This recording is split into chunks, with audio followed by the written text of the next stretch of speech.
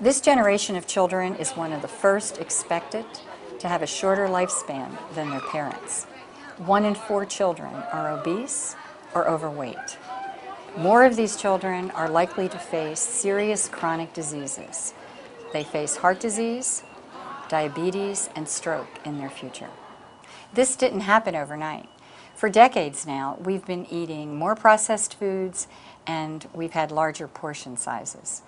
It changed as children had less physical education and physical activity, as well as spent much more time in front of televisions and computers. I remember growing up playing outside all of the time.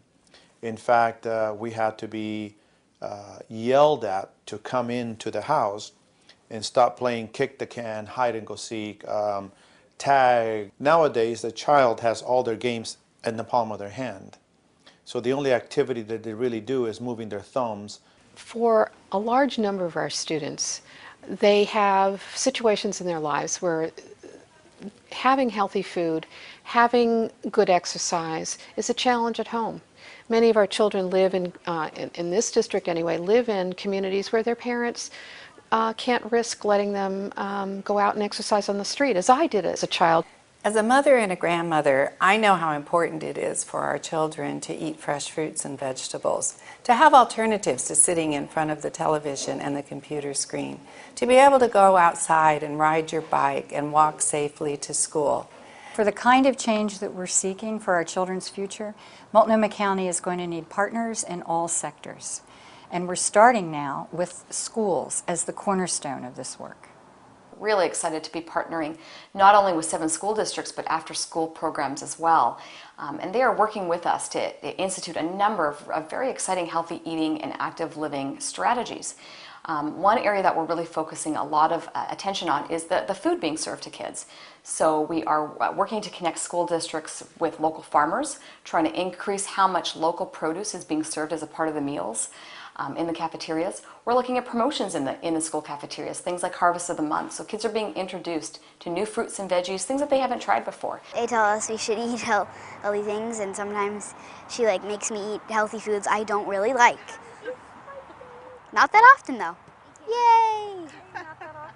Having the kids try different foods has been fabulous because they found some things that I never thought of feeding to my kids, and my kids will come home and, oh, we tried kiwi today, or the blood oranges I'd never even heard of before, and Emma was, oh, we had blood oranges, they were so yummy.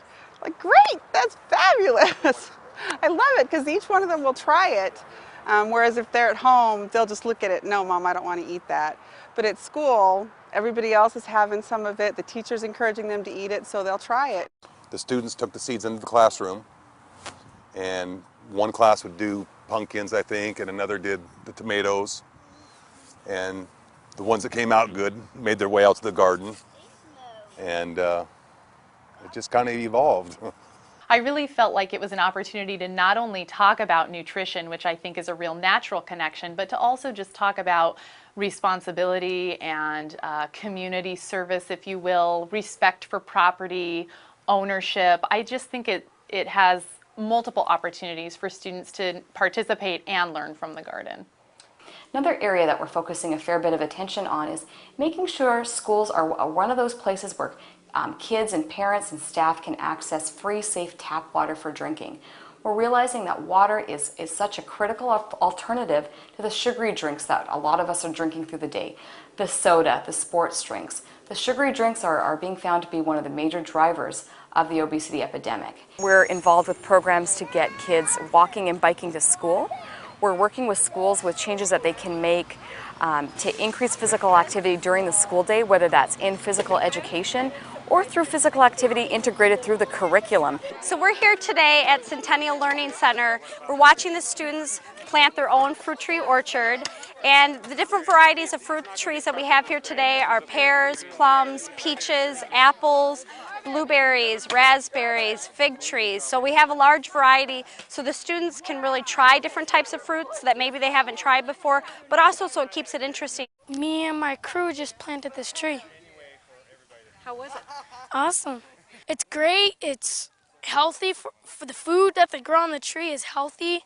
I mean, what would this world be without any trees? There would be no life. Because these trees, like this beauty right here, grow pears and takes in carbon dioxide. An orchard like this can last for decades, as long as it's well maintained and the trees are watered and properly cared for. I might, visit.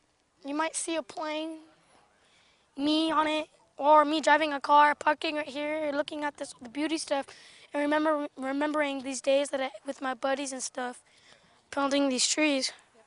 Very cool. Thank you. This is my buddy right here. I known him since he was in 6th grade.